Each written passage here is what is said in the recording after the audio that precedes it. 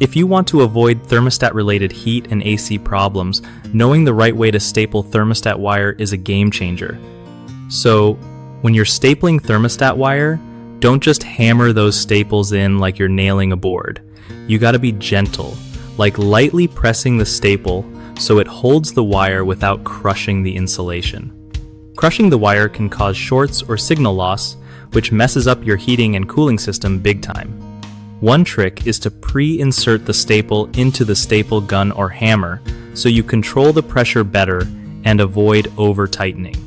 Also, if you're working in spots where staples aren't ideal, grab some zip ties to secure the wire along ducts or pipes without pinching it. Keeping the wire neat and away from any sharp edges or metal can prevent accidental short circuits too.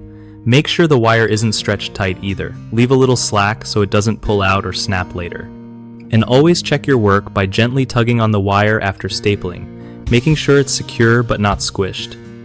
One of the biggest mistakes people make with thermostat wire is crushing it with staples, which leads to heat and AC control issues because the wires get damaged and cause shorts.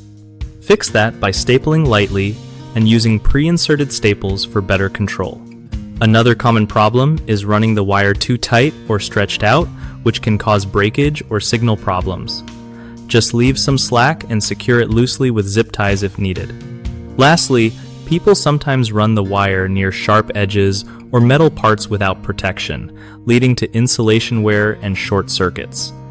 So keep wires clear of anything that could cut or rub against them, and use cable protectors if you need extra safety.